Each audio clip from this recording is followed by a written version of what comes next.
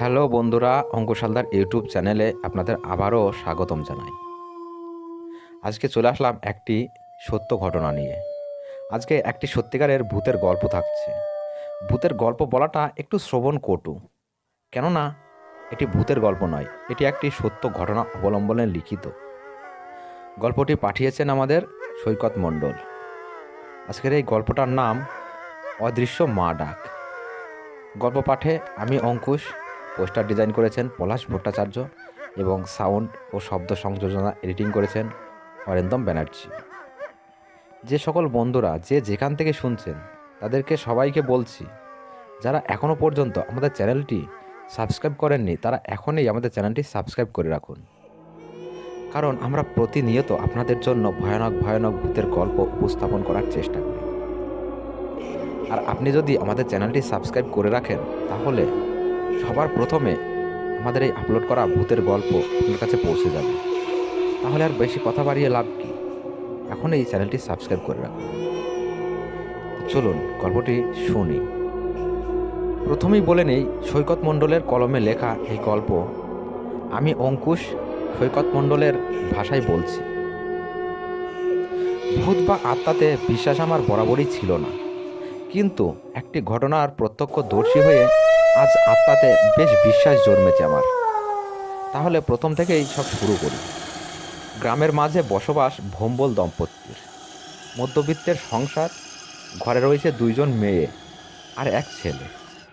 আজ থেকে প্রায় 10 বছর আগে তাদের বড় ছেলে মারা গিয়েছিল বলা ভুল হবে, বলা চলে হত্যা করা হয়েছিল ওকে। যদিও ছেলেটা মাত্র 2 বছর বয়সে মারা গেছে, তবুও তাকে বড় ছেলে বলার কারণ হলো বর্তমানে যে ছেলেটি আছে তার চেয়ে যে ছেলেটি মারা গেছে সে আগে জন্মগ্রহণ করেছিল। এবার দর্শকদের মনে প্রশ্ন জাগতে পারে, হত্যা কেন করা হয়েছিল, আর কেই বা এমন ছোট্ট একটা শিশুকে হত্যা করেছিল? তার তো কোনো দোষ থাকার কথা নয়। তাহলে তাকে হত্যা করার কারণ কি? পুরো গোড়া থেকেই গল্পটা শুরু করি। সেই ছেলেটি যখন মায়ের পেটে, তখন তার মায়ের পা বটি দিয়ে কেটে যায়। এরপর নিজে ডাক্তারি ফলাতে গিয়ে নানান ধরনের ঔষধ সে গিলতে থাকে। যখন প্রসবের সময় হলো আর সেই বাচ্চাটির জন্ম হলো, তখন দেখা গেল বাচ্চাটির চোখ বন্ধ। সবাই আশ্বস্ত করলো যে ধীরে ধীরে চোখটা ফুটে যাবে, কিন্তু চোখ ফুটেছে ঠিকই, কিন্তু তার চোখের মনি নেই। মায়ের গহ্বরে থাকাকালীন যে অন্ধকার পরিবেশে সে বসবাস করছিল, সেই অন্ধকার পরিবেশকে সাথে নিয়েই তার জন্ম হয়। রঙিন এই দুনিয়া তার কাছে একটি কালো জবনিকা ছাড়া আর কিছুই নয়।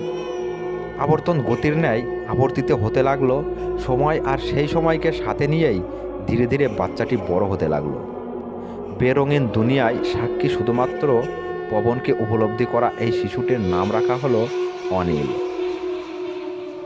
প্রথম 1 বছর সব কিছু ঠিকঠাক চলছিল, কিন্তু এরপরেই এই সন্তানকে নিয়ে শুরু হয় মস্তিষ্ক যন্ত্রণা। যখন শিশুটি খাবার খেতে শিখে যায়, ধীরে ধীরে কমিয়ে দেওয়া হয় তার খাবারের পরিমাণ। ক্ষুধার তাগিদে সে আবার চাইলেও বিনিময়ে সে পেত আঘাত। শিশুটির অন্ধকার জীবনের সাথে আরেকটি নতুন অধ্যায় যুক্ত হয়, সেটির নাম অভুক্ততা। এইভাবে প্রায় আরও 1 বছর চলে যায়। একদিন সেই অনিলের প্রাণ বায়ু ছেড়ে চলে যায় শরীরকে। এরপর যথারীতি শিয়াল কান্নায় ভেঙে পড়ে অনিলের মা। কিন্তু আসল ঘটনা এখান থেকেই শুরু। অনিলের মৃত্যুর কেটে গেছে প্রায় 6 মাস হয়ে গেল। রাত তখন আনুমানিক 3টে।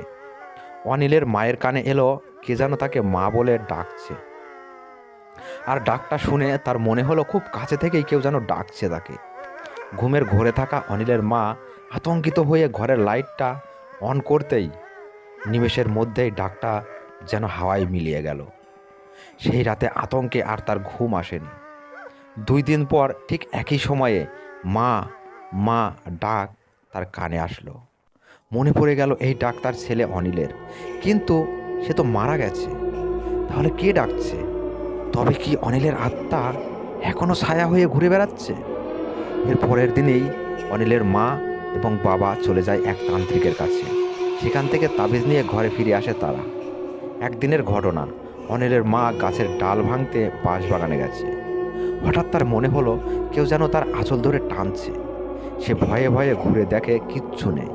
ঠিক সেই সময় অনিলের মায়ের কানে ভেসে এলো যেন তার ছেলে অনিল মা মা করে ডাকছে।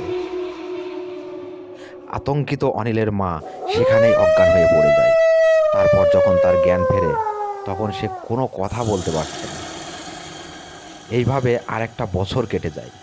একদিন অনিলের মা বাড়িতে একাই আছে, সময় দুপুর 2টো। তার মনে হতে লাগলো কুয়ো পাড়ে রাখা বালতিতে কে যেন স্নান করছে। এই সময় তার হঠাৎ মনে পড়ে গেল তার ছেলে অনিলের কথা। তার মনে পড়ে গেল সে অনিলকে কুয়ো পাড়ে বসিয়ে রেখে কুয়ো থেকে জল তুলে দিত অনিলের স্নান করার জন্য। সব স্মৃতি যেন ঝলক খেলে গেল তার চোখের সামনে। সেদিন রাতে তার প্রচুর জ্বর আসে। জ্বরের ঘোরে এসে আবছা দেখতে পাই বন্ধ কপাটটি ধীরে ধীরে খুলে গেল। একটি শিশুর ছায়ামূর্তি ধীরে ধীরে যেন ঘরে প্রবেশ করলো। অনিলের মায়ের এমন অবস্থা হয়ে গেল যেন সে কাউকে ডাকতেও পারছে না, আর সে প্রচুর ঘেমে যাচ্ছে। সে আবছাভাবে দেখতে পায় ছায়ামূর্তিটি ধীরে ধীরে এগিয়ে এসে তার কপালে হাত দিল। একটি বাচ্চার হাতের স্পর্শ সে স্পষ্ট বুঝতে পেল। আতঙ্কে তার মুখ দিয়ে একটি কথাও আসছে না। সে চোখ বুজে রইল। তার মনে হতে লাগলো কেউ যেন তার চোখ খোলার চেষ্টা করছে, কিন্তু পারছে না। ঠিক এই সময় অনিলের বাবা হাজির হলে অনিলের মায়ের সাথে ঘটে যাওয়া যাবতীয় ঘটনা সেখানেই থেমে যায়। রহস্যজনকভাবে পরের দিন সকালেই কোনো ওষুধ না খেয়ে অনিলের মা সুস্থ হয়ে ওঠে। এরপর একদিন এক সাধু বাবা তাদের বাড়িতে আসে। অনিলের মা সব কিছু তাকে জানালে সাধু বাবা বলে ছেলেকে যেখানে কবর দেওয়া হয়েছিল সেখান থেকে তুলে তার অস্থি গঙ্গায় বিসর্জন দিতে, না হলে আপনার ছেলে অনিল বারবার আপনাকে এইভাবে বিরক্ত করবে। সাধু বাবার কথা মতো কাজ করে অনিলের আত্মাকে চিরতরে নিস্তব্ধ করে তার মা এবং বাবা। মরে গিয়েও বেচারি মায়ের ছোঁয়া থেকে বঞ্চিত রয়েই গেল। সে আর কোনোদিন তার মায়ের ভালোবাসা পেল না। আজকের গল্পটা এই পর্যন্তই। বন্ধুরা, গল্পটা কেমন লাগলো আমাদের কমেন্ট করে জানাবেন। গল্পটা যদি আপনাদের এতটুকু ভালো লেগে থাকে তাহলে বন্ধুদের মাঝে শেয়ার করে বন্ধুদেরও একটু শোনার সুযোগ করে দেবেন। আপনাদের সঙ্গে দেখা হচ্ছে আবার পরের কোনো ভিডিওতে। ততক্ষণ আপনারা ভালো থাকুন, সুস্থ থাকুন, এই কামনাই করি।